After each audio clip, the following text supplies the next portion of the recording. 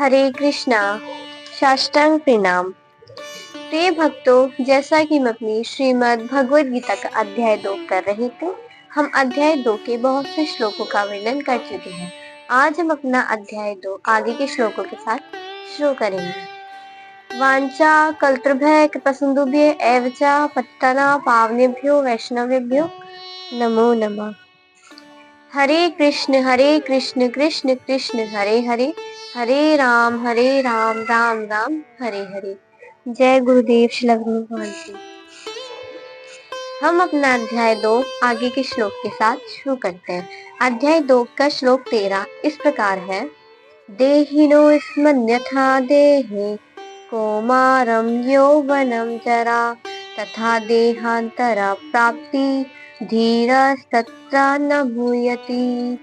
अर्थात इस प्रकार है, जिस प्रकार शरीरधारी आत्मा यानी शरीर को धारण करने वाला जो आत्मा है, वर्तमान शरीर में बाल्यावस्था से तरुण अवस्था में और फिर वृद्धावस्था में निरंतर अग्रसर होता है, उसी प्रकार ये मृत्यु होने पर आत्मा दूसरे शरीर में चला जाता है।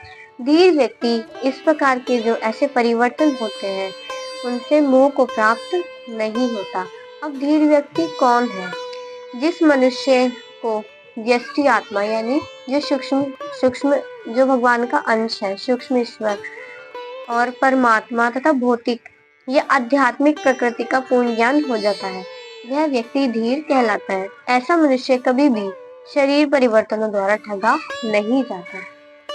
जो धीर पुरुष है वो वह होता है जिसको प्रकृति का, भौतिक प्रकृति, आध्यात्मिक प्रकृति का ज्ञान हो, आत्मा परमात्मा का, व्यष्टि आत्मा का ज्ञान हो, वह व्यक्ति धीर कहलाता है और वह इस प्रकार के शरीर परिवर्तनों द्वारा ठगा नहीं जाता। और ये जो शरीर को धारण करने वाला आत्मा है, ये शरीर में बाल्यावस्था से तरुणावस्था तक तथा तरुणावस्था से वृद्धावस्था तक रहता है। फिर ये मृत्यु के समय दूसरा शरीर धारण कर लेता है। तात्पर्य हम विस्तारपूर्वक जानते हैं। प्रत्येक जीव एक व्यष्टि आत्मा है, यानी जो हम जितने भी जीव हैं, हम व्यष्टि यानी जो छोटा, समिष्टि यानी जो बड़ा, बड़े स्तर पर, व्यष्टि जो सूक्ष्म होता है, जो छोटा होता है। जैसे हमारी आत्मा है वो सूक्ष्म ईश्वर है, छोटा सा अंश है परमात्मा का। तो प्रत्येक जीव एक व्यष्टि आत्मा है। वह प्रतिक्षण अपना शरीर बदलता रहता है, यानी हम अपना जो शरीर है वो हम हर टाइम बदल रहे हैं, प्रतिक्षण बदल रहे हैं। कभी बालक के रूप में, कभी युवा तथा कभी वृद्ध पुरुष के रूप में, तो भी ये आत्मा वही रहता है, यानी आत्मा वही रहता है पर ये शरीर बदलता रहता है। उसमें कोई परिवर्तन नहीं होता, आत्मा में किसी भी प्रकार का परिवर्तन नहीं होता, परंतु जो भौतिक शरीर होता है इसमें हमारा प्रतिक्षण परिवर्तन होता है। पहले बाल्यावस्था, फिर तरुणावस्था, फिर वृद्धावस्था और फिर मृत्यु। परंतु ये जो आत्मा है फिर तो दूसरा शरीर धारण कर लेता है मृत्यु के बाद। ये व्यष्टि आत्मा मृत्यु होने पर अंतोतगत्वा एक शरीर बदलकर दूसरे शरीर देहांतरण कर जाता है, यानी ये जो आत्मा है एक शरीर का त्याग कर दूसरा शरीर धारण कर लेता है, या एक शरीर को बदलकर दूसरा शरीर देहांतरण कर जाता है, क्योंकि अगले जन्म में इसको शरीर मिलना अवश्य भावी है। क्योंकि अगले जन्म में हमारी जो आत्मा है उसको शरीर मिलना अवश्य भावी है, चाहे वह शरीर आध्यात्मिक हो यानी भगवान को प्राप्त करने वाला हो, या भौतिक हो यानी इसी मटेरियल वर्ल्ड में हो वो शरीर। अतः अर्जुन के लिए ना तो भीष्म जी और ना ही द्रोण जी के लिए शोक करने की कोई भी आवश्यकता थी या कोई कारण था, अपितु उन्हें तो प्रसन्न होना चाहिए था कि वह अपने पुराने शरीरों को बदलकर नए शरीर ग्रहण करेंगे और इस तरह वह नई शक्ति प्राप्त करेंगे। ऐसे शरीर परिवर्तनों से जीवन में किए कर्म के अनुसार नाना प्रकार के सुख भोग या कष्टों का लेखा हो जाता है। यानी हमारे जब हम अपना शरीर जो भी हम परिवर्तन करते हैं जीवन में, या हमें जो शरीर मिलता है उस शरीर से हम विभिन्न प्रकार के कर्म करते हैं। तो हमारे कर्म कई प्रकार से होते हैं, या तो हम अपने कर्मों के द्वारा सुख के भोक्ता बन जाते हैं, या हम अपने कर्मों के द्वारा कष्ट को झेलते हैं, कष्ट का लेखा हो जाता है। क्योंकि भीष्म व द्रोण तो साधु पुरुष थे, जो भीष्म पितामह जी थे और द्रोणाचार्य जी थे वो तो साधु प्रवृत्ति के पुरुष थे, इसलिए अगले जन्म में उन्हें आध्यात्मिक शरीर प्राप्त होंगे ही। नहीं तो कम से कम उन्हें स्वर्ग में तो भोग करने के अनुरूप शरीर तो प्राप्त होंगे ही। अतः दोनों ही दशाओं में शोक करने का अर्जुन जी के लिए कोई कारण नहीं था। जिस मनुष्य को व्यष्टि आत्मा, परमात्मा, भौतिक, आध्यात्मिक प्रकृति का ज्ञान होता है, वह जो व्यक्ति है वह धीर कहलाता है। ऐसा मनुष्य कभी भी शरीर परिवर्तनों द्वारा ठगा नहीं जाता। आत्मा के एकात्मवाद का मायावादी सिद्धांत मान्य नहीं हो सकता। एकात्मवाद यानी भगवान की जो मतलब परमात्मा और आत्मा में कोई भेद नहीं है, यानी वो एक ही है। ये मायावादी दृष्टिकोण है और ये सिद्धांत मान्य नहीं हो सकता, क्योंकि आत्मा इस प्रकार विखंडन से परमेश्वर विखंडनीय या परिवर्तनशील हो जाएगा, यानी परमेश्वर विखंडनीय परिवर्तनशील हो जाएगा, जो परमात्मा के अपरिवर्तनीय होने का सिद्धांत के विरुद्ध होता है।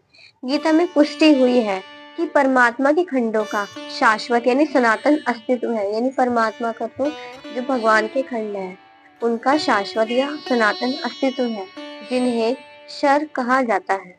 शर अर्थात उनमें भौतिक प्रकृति में गिरने की प्रवृत्ति होती है। जो भी भगवान के अंश है, हम जो भी है, हम अगर शरीर हम धारण करते हैं तो हमें भौतिक प्रकृति में गिरने की प्रवृत्ति होती है, परंतु भगवान में इस प्रकार की कोई भी प्रवृत्ति नहीं होती। ये भिन्न अंश खंड नित्य भिन्न रहते हैं। यहाँ तक कि मुक्ति के बाद भी व्यष्टि आत्मा जैसे का तैसा भिन्न अंश बना रहता है, किंतु एक बार मुक्त होने पर वह श्री भगवान के साथ सच्चिदानंद में रहता है। यानी एक बार वो इस भौतिक संसार से जब मुक्त हो जाता है तो वो भगवान के साथ ही सच्चिदानंद स्वरूप में रहता है। ये जो व्यष्टि आत्मा है। परमात्मा पर प्रतिबिंबवाद का सिद्धांत व्यवृत किया जा सकता है। जो व्यक्ति शरीर में जो प्रत्येक शरीर में विद्यमान है, यानी जो सबके शरीर में विद्यमान है, वह व्यष्टि जीव से भिन्न होता है। यानी जो व्यष्टि जीव है, जो हम है, उससे भिन्न होता है। जब आकाश का प्रतिबिंब जल में पड़ता है, यानी जब आकाश जो है उसका प्रतिबिंब रिफ्लेक्शन जब नदी में या जल में पड़ता है, तो प्रतिबिंब में सूर्य, चंद्र तथा तारे सभी कुछ आते हैं। जब आकाश में जब सूर्य, चंद्र, तारे वो सब अगर नदी किसी जलाशय में पड़ता है, रिफ्लेक्शन उनका प्रतिबिंब, तो उसमें सभी आ जाते हैं, सूर्य, चंद्र, तारे सभी कुछ।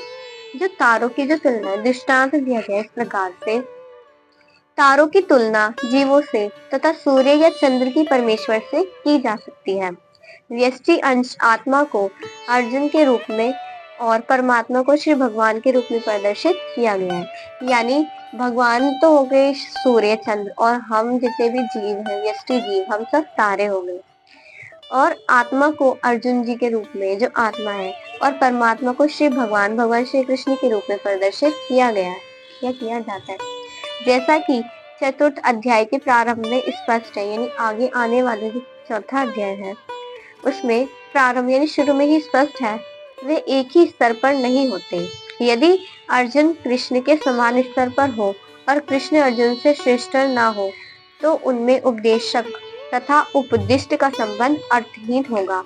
यदि दोनों माया द्वारा मोहित होते हैं, तो एक को भी उपदेशक तथा एक दूसरे को उपदिष्ट होने की आवश्यकता नहीं है। अगर दोनों में कोई भेद नहीं है तो फिर तो मतलब कोई अंतर ही नहीं रह जाता, अंतरहीन हो जाता है। उपदेशक और उपदिष्ट की आवश्यकता ही नहीं है।